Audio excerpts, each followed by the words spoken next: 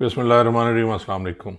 अच्छा नाजरीन, आज मैंने पढ़ी है एक सोशल मीडिया पे कि जी एसपी अदील अकबर की जो मौत है, ख़ुदकशी है, उसको पुलिस ने भी ख़ुदकशी करार दे दी है अपनी इंक्वायरी में। और ये मैं पढ़ के सुना देता हूँ। इस्लामाबाद पुलिस ने एसपी अदील अकबर की मौत के मामले की इंक्वायरी रिपोर्ट मुरतब कर ली। ज़राए का बताना है कि इंक्वायरी रिपोर्ट के मुताबिक एसपी अदील अकबर ने खुदकशी की। इंक्वायरी कमेटी ने अदील अकबर की ऑपरेटर और ड्राइवर समेत डॉक्टर्स के बयान कलम बंद कर लिए। ज़राए का कहना है कि डॉक्टर के बयान के मुताबिक Adeel Akbar deep rotated stress का शिकार थे। डीप रोटेटेड स्ट्रेस के लिए कोई अचानक हादसा ज़रूरी नहीं होता। डीप रोटेटेड स्ट्रेस का मुतासरा शख्स माजी के हादसात का प्रेशर साथ लेकर चलता है। इंक्वायरी रिपोर्ट के मुताबिक एसपी अदील अकबर 8 अक्टूबर को अपने डॉक्टर के पास चेकअप के लिए गए। डॉक्टर ने इनसे दफ्तरी अमूर से मुतालिक ज़हनी दबाव का पूछा था। अदील अकबर ने डॉक्टर से कहा कि मैं यहाँ खुश हूँ। ज़राए का कहना है कि इंक्वायरी रिपोर्ट के मुताबिक डॉक्टर्स ने बताया अदील अकबर प्रमोशन ना होने पर दिल बर्दाश्ता थे। डॉक्टर ने बताया अदील अकबर ने कई बार खुदकशी के ख्याल का जिक्र किया। डॉक्टर ने अदील अकबर और फैमिली को असला और ब्लेड्स जैसी अशिया से दूर रखने का कहा गया था। रिपोर्ट के मुताबिक अदील अकबर के खिलाफ बलूचिस्तान में इंक्वायरी रिपोर्ट बनी थी जो 2 साल तक चलती रही। रिपोर्ट के मुताबिक एसएसपी मारूफ ने अदील अकबर के खिलाफ इंक्वायरी रिपोर्ट मुरतब की थी और उस वक्त के एडिशनल आईजी ने इस रिपोर्ट पर अदील अकबर को सजा भी दी थी। इंक्वायरी रिपोर्ट में है कि सजा के बायस अदील अकबर दोबारा प्रमोट नहीं हुए। अदील अकबर को 1.5 माह कबल इस्लामाबाद तैनात किया गया ताकि प्रमोशन हो सके। अदील अकबर को उनके कोर्समेट एसपी खुरम की दरख्वास्त पर इस्लामाबाद तैनात किया गया। ज़राए का बताना है कि सीनियर एएसपी अदील अकबर को शोल्डर प्रमोशन करके एसपी इंडस्ट्रियल एरिया लगाया गया। एसपी अदील अकबर इस्लामाबाद में बखूबी अपनी ड्यूटी सर अंजाम दे रहे थे। एसपी अदील अकबर कश्मीर भी गए, अपनी ड्यूटी सर अंजाम दी, ताहम मुरीद के ऑपरेशन में अदील अकबर ने हिस्सा नहीं लिया। पुलिस रिपोर्ट के मुताबिक हादसे से 1.5 घंटा कबल 35 मिनट गाड़ी में घूमते रहे, फिर घर गए। अदील ने कुछ देर बाद ड्राइवर और ऑपरेटर को घर बुलाया और उनके साथ सेक्रेटरीट गए। सेक्रेटरीट में अदील अकबर की इस्टेब्लिशमेंट डिवीजन सेक्शन ऑफिसर से मुलाकात तय थी। रिपोर्ट के मुताबिक 4:23 पर सेक्शन अफसर ने फ़ोन पर बताया कि वो निकल गया है, अगली बार आइएगा। अदील अकबर यू टर्न लेने के बाद दफ्तर खारजा गए। उन्हें आखिरी कॉल एसपी सदर यासिर ने की और आखिरी कॉल पर अदील अकबर ने सब्जी मंडी में किसी वाक़े से मुतालिक गुफ्तगू की। कॉल के कुछ देर बाद अदील अकबर ने ऑपरेटर से गन लेकर खुदकशी कर ली। ये तो है जी रिपोर्ट, जिसमें इंक्वायरी रिपोर्ट जो अब तक सोशल मीडिया पे के ज़रिए मुझ तक पहुंची है। मैंने कोशिश की कि ओरिजिनल रिपोर्ट किसी तक हासिल हो जाए किसी तरह, लेकिन वो नहीं हुई। अच्छा नाज़रीन, आपको याद होगा कि एक शुरू में जिस दिन अदील अकबर की डेथ होती है उस दिन जो हमारे मिनिस्टर ऑफ स्टेट हैं तलाल चौधरी और उनके साथ आईजी नासिर रिजवी साहब ने एक प्रेस टॉक की थी और उसमें जो कुछ कहा था रिजवी साहब ने वो सुन लें कि इसमें वो क्या कह रहे हैं। वो ये कह रहे हैं बाकायदा कि उन्हें हमने भी कॉल की। सुनिए ज़रा। तलाल साहब ये बता रहे हैं, कहते हैं कि वाकया जब फायर हुआ है उससे पहले एक कॉल आई है, वो टेलीफोन बंद हुआ है, उसके बाद उन्होंने ये फायर का वाकया हुआ। तो ये वाकया तकरीबन कोई अभी तक का जो टाइम है सिंस अर्ली हम तमाम चीज़ें डिटरमिन कर रहे हैं, लेकिन तकरीबन कोई 4:30 के लगभग का वाकया है, 4:26 4:27 का वाकया है जी शाम का। और जो एसपी अदील हैं वो कॉन्स्टिट्यूशन एवेन्यू से वो वापस अपने ऑफिस की तरफ जा रहे थे और जो एक ये ब्रिज आता है उस ब्रिज के करीब ये गाड़ी के अंदर उनको फायर लगा है। और जहाँ तक है जो, क्योंकि उससे पहले उनकी जो जिनसे टेलीफोन पे बात हुई, हमारी भी उनसे बात हुई और बाकी अभी तक के एग्जैक्टली टेलीफोन पे बात हो के कोई सच कोई चीज़ ट्रिगर हुई अभी तक it will be too early कि किसी भी कंक्लूजन तक पहुंचा जा सके। नाज़रीन, आपने सुना कि इसमें आईजी साहब कह रहे हैं कि उन्होंने कॉल की, लेकिन यहाँ उनकी कॉल का कहीं जिक्र नहीं है। और कहा यह जाता है कि एक कॉल आई उनकी जो सेक्शन ऑफिसर थे और दूसरी कॉल कुछ लोग कह रहे हैं कि जी वो एसी सदर की थी, कुछ लोग कह रहे हैं कि एसपी सदर की थी। अब यहाँ कितना तजाद है, और फिर इन्हीं बातों से बाद में आप देखें कि प्रॉब्लम्स क्रिएट होती हैं। नाज़रीन, इस प्रेस टॉक में एक बात की थी जनाब तलाल चौधरी साहब ने, जो कि इंटीरियर मिनिस्टर ऑफ स्टेट हैं। उन्होंने क्या कहा एक सहाफ़ी के सवाल के जवाब में कि जी क्या आपको ये जो पुलिस अफसरान हैं आपके इतने स्ट्रेस में हैं, इतनी यहाँ ड्यूटी है, क्या उनका आप मेडिकल कराते हैं, क्या किसी साइकाट्रिस्ट को दिखाते हैं उन्हें? तो उन्होंने क्या कहा, सुनिए ज़रा। यार सुन लो ना। अच्छा सर, इस्लामाबाद में ना सिर्फ नफरी की कमी है, ऑफिसर्स की भी कमी है कि कई इंस्पेक्टर्स को डीएसपी बनाया गया है, डीएसपी को एसपी बनाया गया है, पीएसपी ऑफिसर्स यहाँ आने का नाम नहीं ले रहे। मुझे ये बताइए, पहले 22 घंटे का एक मॉडल तो जाहिर किया गया था। Again this is very much appreciated, कोई बंदा 22 घंटे काम करना चाह रहा है या फोर्स से भी करवाना चाह रहा है। इनका सर प्रमोशन भी रुका हुआ था 1 साल पहले का। दूसरी बात है कि इनको डेंगू पॉजिटिव था, उसके बावजूद ये ड्यूटी पे थे, या आजाद कश्मीर को ड्यूटी पे भेजा गया, वहाँ पे भी डिप्रेशन का शिकार थे, मुरीद के जाके इस्लामाबाद पुलिस सब करती रही। इस्लामाबाद पुलिस का ये जो मसला है नफरी का, खुसूसन इसको क्यों नहीं हल किया जाता है, ऑफिसर्स की भी और जो नफरी का मामला है? देखिए, एक सबसे पहली बात ये है कि जिस तरह थोड़ा सा सर पीछे, उसमें जब इंटरव्यू चीज़ें सारे साइकोलॉजिकली चीज़ों को देखा जाता है, ये कोई इनकी अपॉइंटमेंट जो है, जो सेंट्रल एक हमारा एग्ज़ाम होता है, उसके बाद इंटरव्यूज़ होते हैं, फिर इनके अपनी प्रमोशंस पे अपने उसकी कोई एक ड्यूरेशन के बाद इनके पूरे फिज़िकल टेस्ट होते हैं, फिर इनके अपनी प्रमोशंस पे अपने उसकी कोई एक ड्यूरेशन के बाद इनके पूरे फिज़िकल टेस्ट होते हैं।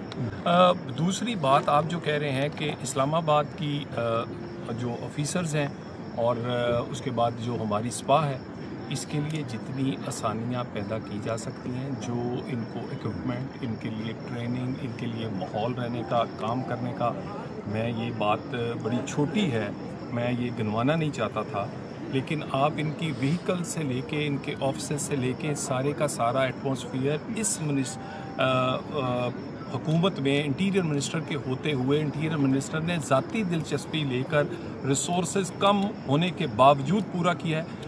हमारे पास ऑफिसर्स आने के लिए लाइन लगी हुई, मैं ये बात ऑन रिकॉर्ड आपको कह रहा हूँ, और लोग यहाँ सर्व करना चाहते हैं। यहाँ का इन्वायरमेंट इस काबिल है कि यहाँ सर्व किया जा सके। बाकी किसी की किसी वक्त यहाँ से पोस्ट किसी ड्यूटी लग जाना, ये रूटीन का हिस्सा है। नाज़रीन, आपने सुना, इसमें जनाब जो तलाल चौधरी साहब वो फरमा रहे हैं कि जी हर इस तरह होती है, जब इनकी ट्रेनिंग होती है, जब इनको जनाब प्रमोशन होती है, फिर इनका मेडिकल होता है और फिर सब कुछ होता है। तो मैं खुद पुलिस डिपार्टमेंट में मैंने गुजारे हैं जी कुछ 37.5 साल, कभी ऐसा नहीं होता। ये बिल्कुल गलत है, ये बिल्कुल गलत फरमा रहे हैं जनाब मिनिस्टर साहब।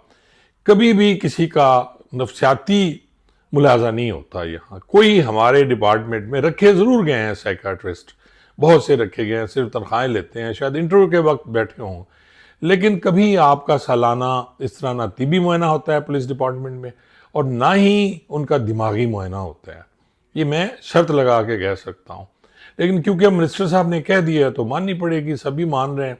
लेकिन आप ऑन रिकॉर्ड देख लें, कहीं भी किसी पुलिस ऑफिसर के सर्विस रोल के साथ, क्योंकि सर्विस रोल जो हमारा होता है पुलिस वालों का, उसे अमालनामा भी कहते हैं, उसमें सारी चीज़ें अटैच होती हैं पुलिस फाइल में उनकी, जो है कि यहाँ इनको सज़ा मिली, इनको इनाम मिला, इन्होंने किस ट्रेनिंग पे गए, ये कहाँ इनकी पोस्टिंग हुई, ये सारा सर्विस रोल में मौजूद होता है। और इसी के साथ मेडिकल लीव ली गई, या आप लीव जो बड़ी लेते हैं आप उसे कलां, रुखसत कलां कहते हैं, यानी ज़्यादा दिन की छुट्टी, वो उसमें दर्ज होती है। ये माहाना या छोटी छुट्टियाँ उसमें नहीं होती, लेकिन अगर रुखसत कलां लें, आप एक्स पाकिस्तान लीव लें, तो उसमें वो दर्ज होती है। वो कहीं नहीं होगी, मैं दावे के साथ कहता हूँ, ये सारा कुछ गलत है। नाज़रीन, यहाँ मैं अब आपसे आपको बताऊँगा कि बहुत से दोस्तों ने ये कहा कि कुछ ने कहा कि कुछ कत्ल है, कुछ ने कहा खुदकशी है, किसी ने ऑपरेटर पे इल्ज़ाम लगाया, किसी ने ड्राइवर पे इल्ज़ाम लगाया। लेकिन बीइंग ए पुलिस ऑफिसर, जब मैंने इस पर पूरा गौर किया तो मुझे ये खुदकशी लगी, क्योंकि एंगल जो है फायर का वो आपको बताता है कि गोली कहाँ से लगी और कहाँ से निकल गई। और ख़ास तौर पे जो SMG की गोली है, वो हमेशा उसका यही है कि जो उसका एंट्रेंस पॉइंट होता है वो बिल्कुल छोटा सा होता है, लेकिन एग्जिट पॉइंट उसका वो फाड़ देता है पीछे से, क्योंकि गोली मूव करती हुई जाती है। और इसकी पेनिट्रेशन जो है एसएमजी, क्योंकि इसकी आगे नोक होती है बहुत बारीक, अगर आप पिस्टल या रिवॉल्वर की गोली देखें तो उसका आगे जो उसका सिक्का होता है वो गोल होता है, लेकिन इसकी जो गोली होती है, इसकी हो गई, एसएमजी की हो गई, एसएमजी की जैसे मैं अर्ज कर रहा हूँ G3 की हो गई, इनकी आगे नोक होती है और वो पेनिट्रेट करती है, जहाँ से गुजरती है एंट्री उसकी बहुत छोटा निशान होगा जिसमें, लेकिन जब बाहर निकलेगी वो पिछला हिस्सा फाड़ देती है, और ख़ास तौर पे मैं अगर वो सर में लगे। आजम जुइया साहब हैं जी, एडिशनल आईजी रिटायर हुए, और ये मेरे डीपीओ थे, एसएसपी थे 1997 में रहीमियार खां में, जब मैंने चौधरी सादिक के कातिल उर्मट से पकड़े थे, क्योंकि इनकी इनिशियल पोस्टिंग रही थी पेशावर में और ये वहाँ एएसपी भी रहे, मुश्किलात का शिकार भी रहे, तो उनसे मेरी अच्छी गपशप है। और क्योंकि जब मैंने वो पकड़ने के लिए मैं गया था चौधरी सादिक के कातिल, तो मेरे साथ अमीर खान एक उस वक्त हेड कांस्टेबल होता था, बाद में वो सब इंस्पेक्टर हुआ, लेकिन फिर जिगर के आर्जा में वो बीमार हुआ और किडनी फेलियर, उसके साथ उसकी डेथ हो गई। बड़ा तगड़ा और समझदार पुलिस ऑफिसर, दिलेर, पश्तो स्पीकिंग था, तो वो मेरे साथ गया था। आजम जुइया साहब ने हमारी बड़ी हेल्प की जी वहाँ, जब हम गए हमारा रेस्ट हाउस में, एफसी के रेस्ट हाउस में हमें अरेंज करा के दिया। फिर वहाँ एक अजीज़ मेरा हमनाम था इंस्पेक्टर, उससे वो इनके साथ किसी मुश्किल में रहा, वो हम एक इनके साथ जब गुफ्तगू करेंगे तो इनसे खुद ही पूछेंगे। तो नाज़रीन, जो अजीज़ है उसने बड़ी हेल्प की और हमें फिर वो जबार सिंधी है उसके पकड़ने में बड़ी मदद कराई, जो कि उर्मुड़ मियाना एक जगह है वहाँ वो था, फिर हमने उसे पकड़ा। वो एक पूरी स्टोरी है जो मैंने अपनी बुक में भी लिखी और उस पर मैंने बाकायदा व्लॉग भी किया। तो उन्होंने मैं कुछ चीज़ें मुझे लिख के भेजी कि क्या इस पर इन लोगों ने तफ्तीश की है। समझदार पुलिस ऑफिसर है, पुराना पुलिस ऑफिसर है, तो वो ज़हर है। वो कहते हैं जी जो फिंगरप्रिंट्स के निशान हैं उस गन पे, क्या उनको देखा गया कि उन पे वाकई जो ख़ुदकशी करने वाले हैं उनके फिंगरप्रिंट्स के निशान भी हैं, क्योंकि अगर ड्राइवर फायर करता है तो फिर उनके उंगलियों के निशान तो नहीं होने चाहिए। एंगल पे हम बाद में बात करेंगे, लेकिन ये जो बात उन्होंने की ये बड़ी ज़बरदस्त थी, लेकिन पता नहीं किसी ने वहाँ किया नहीं किया, क्योंकि ये कहा होगा कि जी वो ड्राइवर ने पकड़ ली दोबारा या गनमैन ने पकड़ ली थी, उनके ऑपरेटर ने, तो उनके फिंगरप्रिंट थे। लेकिन उनके फिंगरप्रिंट्स के साथ साथ एसपी साहब के फिंगरप्रिंट्स भी होने चाहिए। फिर उन्होंने कहा जी कि एंगल की जिसकी मैं बात कर रहा हूँ, कहते हैं कि जी जो गन फायर है उसका एंगल, अब देखें मैं आपको बताता हूँ। अब पीछे जो है लेफ्ट साइड पे एसपी साहब बैठे हुए हैं जिनके यहाँ फायर लग रहा है और पीछे से निकल रहा है। अब आगे जो उनकी अगली सीट पे जो ऑपरेटर बैठा हुआ है, लेफ्ट साइड पे बैठा हुआ है, उसके पास गन है, वो कैसे फायर करेगा? वो पीछे मुड़ के करेगा तो ये एंगल तो नहीं बनता, या वो बाहर खड़ा होकर फायर करे, बाहर निकल के फायर करे। क्योंकि मुझे याद है एक डीएजी साहब मर्डर हुए थे भावलपुर में, उनके ड्राइवर ने जब फायर किया तो उसने बाहर हो गया था पेशाब करने के बहाने, वापस आया, उसने दरवाज़ा खोला और दरवाज़ा खोल के 6 गोलियां उनके सीने में उतार दी। वो पिछली सीट पे बैठे हुए थे। यहाँ एंगल ये बनता नहीं, वो किस तरह बनाएगा? अच्छा, अब आ जाते हैं कि अगर ड्राइवर फायर करता है तो ड्राइवर फायर करेगा तो ड्राइवर किस तरह फायर करेगा? वो तो यूं इस तरफ फायर करेगा और वो उनके जहाँ उसका एग्जिट जो है वो फिर लेफ्ट वाली खिड़की से निकलेगा। गोली बाहर निकल गई ना जी, यहाँ लगती, यहाँ तो फिर भी नहीं लगती। और ड्राइवर के साथ में जैसे पहले अर्ज कर चुका हूँ कि गनमैन या जो ऑपरेटर है अगर वो फायर करेगा तो वो एंगल बिल्कुल नहीं बनता। ये बड़ी उनकी बात है। वो कह रहे हैं कि इंटेंशनल है या एक्सीडेंटल है। अब एक्सीडेंटल में अगर यही बात है ना कि जी उन्होंने खुद रख के फायर मारा, या उन्होंने जैसा कहा जा रहा था कि कुछ लोगों ने तो मैगजीन में 50 गोलियां बना दी, हालांकि 30 या 28 गोलियां एसएमजी की मैगजीन में डलती हैं। 28 होती हैं या बहुत ज़्यादा भर लें तो वो 30 होती हैं, लेकिन उसमें फिर स्प्रिंग की जो होती है वो ख़राब हो जाती है, इसलिए मोस्टली लोग 26, 27 या 28 गोलियां भरते हैं। 30 गोलियां कभी किसी ने नहीं भरी। तो बहुत से हमारे जो यूट्यूबर हैं, व्लॉगर हैं, उन्होंने तो सीधी 50 गोलियां कर दी कि 50 गोलियों की मैगजीन थी जो उन्होंने ली। अब कहा जी ये जो स्टोरी, एक खातून है वो भी यूट्यूबर है, उन्होंने कहा जी कि मैगजीन दी, फिर उन्होंने मैगजीन पहले गन दे दी उसने, फिर उन्होंने मैगजीन मांगी, फिर मैगजीन मांगने के साथ साथ फिर उन्होंने बुलेट भी मार लिया। अब चैम्बर में गोली तो नहीं है। अक्सर ये होता है कि जब भी कोई हमें सिखाया जाता है कि जब भी कोई आपसे गन मांगेगा, चाहे वो पिस्टल है चाहे वो कोई बड़ी गन है, SMG है, G3 है, सबसे पहला काम ये है कि आप उसको उसकी निकालें, उसकी जो मैगजीन बाहर करें, उसके बाद उसे बुलेट मारें और अगर कोई गोली अंदर है वो निकल जाएगी तो फिर उसको आप ट्रैगर दबा के उसको खाली जो फायर बनता है वो करने के बाद गन उसको पकड़ना है। यही पिस्टल में होता है, अगर वो 30 बोर है तो उसको आप निकालेंगे, अगर दूसरा है तो फिर आप सारी गोलियां निकाल के, रिवाल्वर है क्योंकि रिवाल्वर में 6 गोलियां डलती हैं, वो चरखी वाला होता है, पिस्टल 30 बोर या 9mm का होता है तो उसमें जो है वो मैगजीन डलती है। अब ये यहाँ चीज़ें जो हैं किसी ने नहीं की। फिर वो कहते हैं जी कि जो वायरलेस में जो मैसेज था, ये एडिशनल आईजी साहब कहते हैं कि वो बड़ा कॉन्फिडेंट था बंदा, ऑपरेटर का वो मैसेज सुनिए उसने क्या कहा। ऑपरेटर गाजी ने मैसेज है कि श्रीनगर के पास राजी अजनैन ने हमसे राइफल ली है और अपने आप को फायर मारा है और अभी उनको शिफ्ट कर रहे हैं पॉलिक्लिनिक हॉस्पिटल। और अब देखिए उस मैसेज में वो नाज़रीन यही कह रहा है कि जी जो होटल का नाम ले रहा है और उसके साथ कहता है कि वहाँ से गाजी साहब ने गन ली और उन्होंने ख़ुद को फायर कर दिया। और उसके बाद फिर वो कह रहे हैं कि जी क्या उसे जब उन्हें पता चल गया था कि गोली यहाँ लगी है और उसने फाड़ दिया है पूरे उसको और उनकी सडन डेथ हो गई है, तो फिर उनको वहाँ से गाड़ी लेके हॉस्पिटल नहीं जानी चाहिए थी। कोई भी समझदार पुलिस ऑफिसर होता है जिसको पता है कि जी गोली यहाँ से लगने के बाद दिमाग को उसने फाड़ दी है, हालत उन्होंने देख ली, तो फिर या तो उन्होंने देखा नहीं है गाड़ी उतर के या कुछ मुड़ के देखने की, या पीछे गाड़ी तो रोकी हुई थी उन्होंने जो कहा जा रहा है, तो फिर कैसे वो लेके हॉस्पिटल चले गए। पहले उनका देख तो लेते कुछ और गाड़ी वहां रोक देते ताकि एविडेंस ज़ाया ना होती। तो ये सारी चीज़ें वो बता रहे हैं। और एक बात उन्होंने ये भी कही कि जब उनका प्रमोशन बोर्ड अब होने वाला था, अगला 2-3 महीने रह गए, और उसके साथ साथ वो कह रहे हैं कि जी उनकी स्कॉलरशिप भी एक हुई थी, तो फिर डिप्रेशन किस बात का था, तो क्यों उन्होंने ये खुद किया सारा। अब ले दे के नाजरीन यहाँ एक ही बात रह जाती है मेरे ख्याल में, और वो ये है कि वो फौरी वाला फ़ोन, आखिरी फ़ोन जो कि अब AC सदर या उनका बनाया जा रहा है DSP सदर का, वो फ़ोन किसका था। तो ये चीज़ जो है बड़ी पुरस्कार है, ये मुहम्मा ही रहेगा जब तक इसकी फेयर इंक्वायरी नहीं होगी, जब तक इसको प्रॉपरली इसकी जुडिशल इंक्वायरी नहीं होगी। 3 DIG साहबान जो उनके अंडर हैं वही इंक्वायरी कर रहे हैं IG साहब का, और मुबैना तौर पर IG साहब का ही फ़ोन कहा जाता रहा है।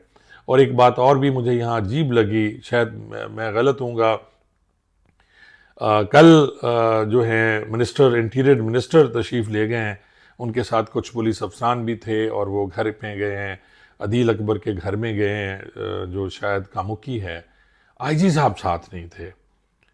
अब IG साहब का साथ ना होना ये भी मेरे लिए बड़ा अजीब सा है। हालांकि पहले दिन जब उनकी तदफीन हुई अदील अकबर की, IG साहब वहाँ तशरीफ़ ले गए थे और वो उस वक्त तक मौजूद रहे वहाँ जब तक तदफीन नहीं हुई। अच्छी बात है, लेकिन कल उनका ना जाना, और उनके एक दोस्त जो हैं, मैंने पहले भी कहा था, AD डाहर साहब, उनकी कुछ बातें जो उन्होंने बाकायदा अपने उस तहरीर में की, जो मैं पहले आप दोस्तों को बता चुका हूँ, तो बड़ा अजीब सा ये है कि जी आखिरी काल जिस पे वो तैश में आए, क्योंकि फौरी वजह जो थी उनकी वो क्या बनी। अब इस पे देखें अगर कोई बात निकलती है, लेकिन पुलिस की हद तक उन्होंने अपनी इंक्वायरी कंप्लीट कर ली है। मैंने कुछ दोस्तों से भी पता किया, इस्लामाबाद से सीनियर पुलिस अफसरान हैं, कुछ रिटायर्ड हैं, उन्होंने भी कहा कि इंक्वायरी रिपोर्ट बन गई है, लेकिन वो दे नहीं रहे। तो मैंने कहा मैं आप दोस्तों से शेयर कर लूँ कि इसकी वजह जो थी वो फौरी वही आखिरी काल थी। अब जिसने भी वो आखिरी काल की अगर वो कॉल थी AC साहब की या SP साहब की, तो फिर उस पे इश्तियाल में आना या गन लेके ख़ुद को मारने वाली बात तो बनती नहीं है, फिर वजह कुछ और है। लेकिन अगर ये कॉल वही है जिसने कहा, उनको जो बातें बताई जा रही हैं कि उन पे स्ट्रेस था, SP साहब के उनको कुछ करवाने की कोशिश की जा रही थी, और जिस तरह उनको छुट्टी नहीं मिल रही थी, उन्हें डेंगू था, वो उसकी वजह से भी हो सकता है कि जी मुझे छुट्टी नहीं दे रहे, मैं बीमार हूँ और मैं परेशान हूँ ज़हनी तौर पे, तो एक वजह ये भी हो सकती है। लेकिन फौरी वजह क्या बनी, इस पे तो अब या अल्लाह को पता है या एसपी साहब को पता है या उस कॉल करने वाले को पता है जिसने उनके साथ आखिरी बात की और उन्हें इतना डरा दिया, इतना उन्हें डिप्रेस कर दिया कि उन्होंने गन लेके ख़ुद को फायर मार लिया। जी बहुत बहुत शुक्रिया।